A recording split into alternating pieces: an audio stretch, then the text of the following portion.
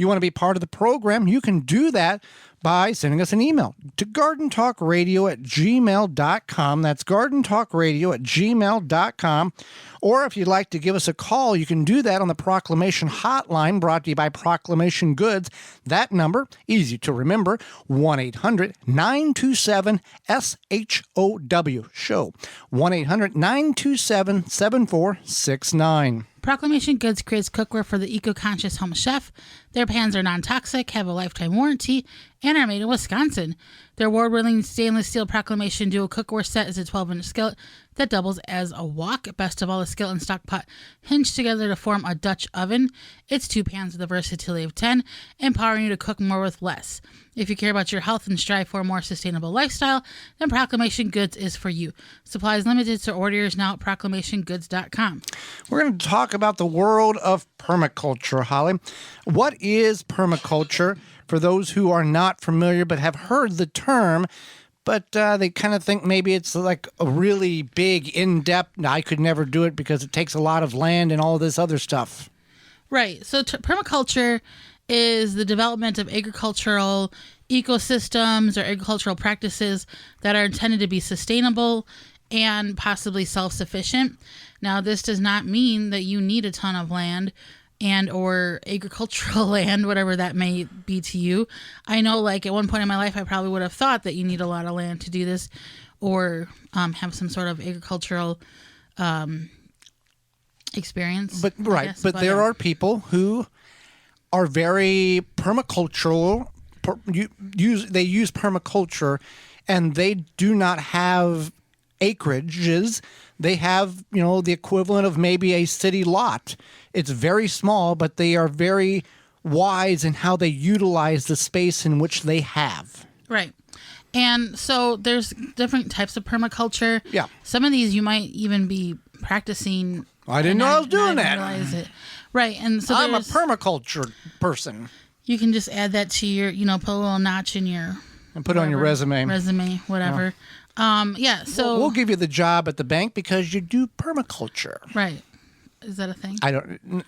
No, there's... What do you mean, is that a thing? Do you get bank jobs because you do permaculture? No, you have to have bank job. You have to have banking experience. Yeah.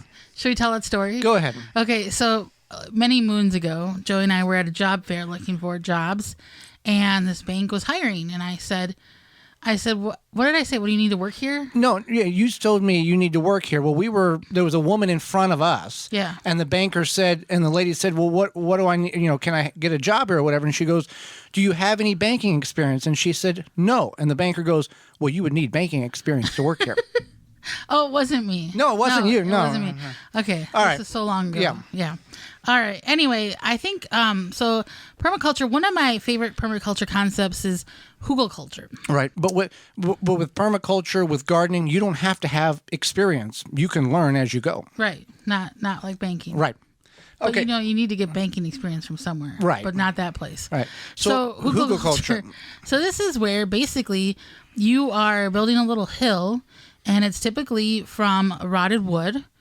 And rotting wood. Yeah. And then the rotting wood does this magical thing where basically helps be a sponge for moisture, and you hill up the soil over that, and that's how you get hugelkultur. And this could be 3 foot wide and arched over, 5 foot tall, 20 foot tall. Hugelkultur can be a vast magnitude or tiny amount of wood in the hill. I've seen hugelkultures in a large situation where they brought in large industrial building equipment in order to mound these mounds 30 or 40 foot high, and there's about 60 foot wide, and it looks like a mountain.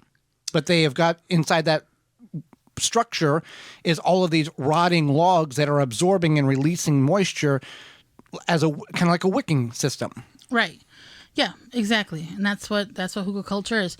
Another one is vermicomposting, and I feel that you could put just composting into this as well. It doesn't have to be vermicomposting. Vermicomposting is when you involve worms to help with the compost process. It just encourages a little bit of a faster process at times, and then you get the good worm castings, which is the worm poop. You also get worm juices or the compost juice, so you get 2 in 1 on that deal. Right. But regular composting is... Don't use garden worms. No. Yeah, you want to use composting worms, and I think people buy them online or whatever. Yeah, why not? Get some worms. Yeah. I love worms, so hey, if I got worms shipped to me, I would not be sad. No. Vermicompost. And people do this inside. You don't want to do it outside if it's like you're in a climate like in the north where it's going to get -4 degrees. You want to do it in a place where the worms won't freeze. So you want to be aware of how you're doing this. You can do it in a basement, in a climatized garage, that type of thing. Probably not in your bedroom or in the kids' room or the living room. Doesn't necessarily smell, but it's a process. Right. Absolutely. So then another one is rainwater harvesting. Okay. Now that can be like a rain barrel, or that can be a specific area that has been dug out for the purpose of consuming or gathering water for distribution on crops and or livestock. Right. And so that could be something like a retention pond. Mm-hmm. Can you talk about retention ponds? Well, I can talk about the pond that we have on the farm. Okay, that's fine. Whenever Mom and Dad bought the property, they looked at where they had an engineer, somebody came out, and they saw that there's this one level area that the water would come off the fields, and it was just a pasture, just an open area of grass. So they had a company come in and dig dig the pond out where the grass used to be, and then that's where they put the pump in, and they've trenched lines from the pond half mile to a mile all over the farm to be able to capture the water for animal consumption. Not so much irrigation, because we never irrigated anything, but it was all animal consumption, cattle, hogs, that type of thing, daily use around the house. So you can find out, based on the way the land is laying and the way the water naturally flows through particular areas, whether or not that would be a good spot for a pond. Now, keep this in mind. Department of Natural Resources, you might want to check with them, because they are very unhappy when you start trying to alter certain current natural pathways of water. If you want to block up a stream or something or reroute it, they get really unhappy about that kind of stuff. So you want to make sure that you ask all the questions first, because in this situation, saying, "I'm sorry, I didn't know," doesn't work, and that fine doesn't go away that they issue for messing stuff up in the natural resource area. So did your parents get fined? No, it was all done right, but I'm just saying there are people that will go, "Oh, I want a pond here. We'll just reroute the stream to fill the pond up," and that's not if the right people find out, they're not happy. Yeah, absolutely. All right, so rainwater harvesting, that's another one. And then also agroforestry. So agroforestry is essentially when you are growing vegetables, herbs, and fruit trees together. So this can be the perfect thing. Right. It's like a utopia, Eden type, Garden of Eden type thing. Yeah. So you have all of these growing together in harmony. Perhaps you have a shady area, and your fruit trees are shading the shade vegetables, and then you have an open area for the sun vegetables and the way we all vision, if we were going to buy property, we want 50 fruit trees of 17 different varieties, and a field, an acre of asparagus and 2 acres of, the perfect scenario. A bunch of peach trees, apple trees, all these things that you can have in your particular region that had been planted 50 years ago, and it's ready for you to move in, which is harder and harder to obtain that type of a task, to find such a location nowadays, because those who have it don't give it up. Right.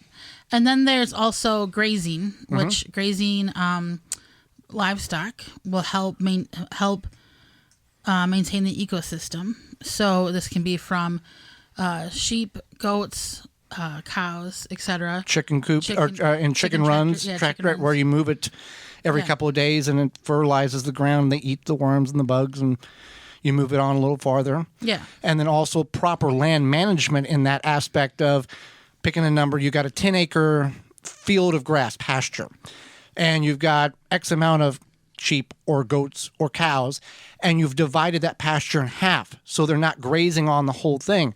They're stayed in one side of the pasture for a certain duration of time until they've ate it down, and then you move them over to the other side to allow that portion in which they've ate down to regrow as they fertilize with, going to the bathroom and all that. And then they're eating the grass that has not been touched.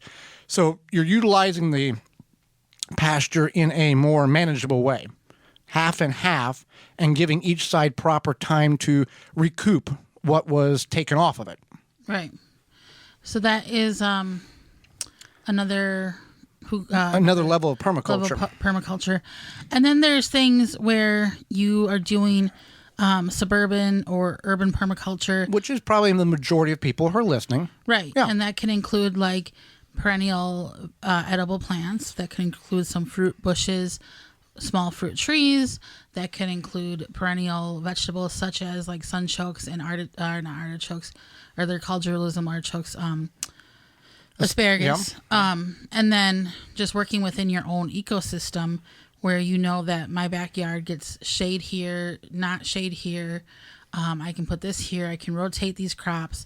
That is, or maybe I grow this better in containers, so I'm going to put this on my porch, what have you. Or, and that is good, or I don't grow this very well, so I'm going to utilize this spot for something I can grow well, and I know what I can't grow well, I can get locally at the farmer's market or the natural food store type of situation as well. Don't try to struggle and continue to struggle to grow something that continuously has not a very good success rate when you can put other things in that area, bed, corner of the yard, that has a very high production and success rate that you're good at. And we're not always all going to be good at growing all the things we want. So we need to be honest with ourselves and go, I can't grow this, so I'm going to grow that instead. Even something like meat. Maybe you think that you like organically raised beef, and you purchase a cow. I mean, not a whole cow. Quarter cow, half cow, yeah. Not like an actual cow. Well, not a live cow. For those who consume meat, you mean purchase a portion of the meat of a cow. Butcher, yeah. Yeah. And speaking of meat, yes, Walton's has everything but the meat. Yes, they do. Yeah, they do. Listen, we know where you care about your food comes from. It's canning, preserving, harvest time. Pretty soon it is going to be animal harvest time. You can get all the equipment, seasoning, and supplies to make sausage, jerky, and any other meat product your way to your high standards.